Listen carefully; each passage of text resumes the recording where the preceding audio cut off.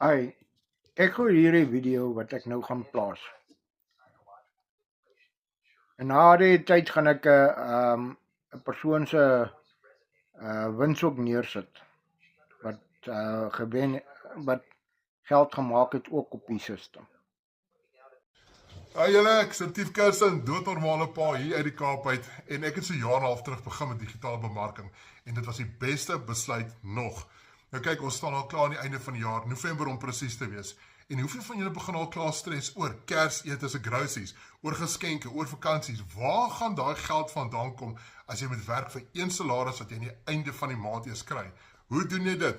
Nou sien, dis een van die redes hoekom ek digitale bemarking begin het. Ek hoef nie meer daar te stres nie. Ons is die helfte van November en so 2 dae terug het ek 'n $900 seil gemaak. Dis plus minus R15.500 in my rekening. Maar die cherry op die koek is 2 dae daarna nog 'n $900 seil. Een dag daarna $100 seil. Julle, ek staan op R32.000 in die helfte van November, want die meeste mense gestres oor geld, oor geskenke, hoef ek nie meer daar te stres nie.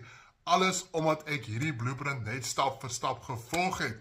Die legacy builder verander alles. Nee, jy's ook nie alleen nie. Jy's deel van 'n community wat saam met hierdie pad stap. So as jy sukkel met enigiets, daar's altyd 'n hand wat opsteek wat wil help.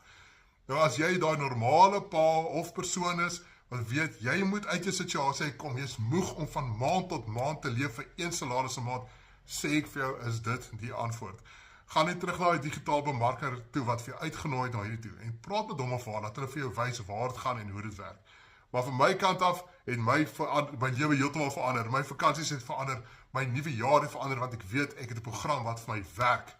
So, jy moet die res van julle dag geniet, hoor. Goed gaan. Stuur net vir my 'n boodskap en sê info as jy belangstel.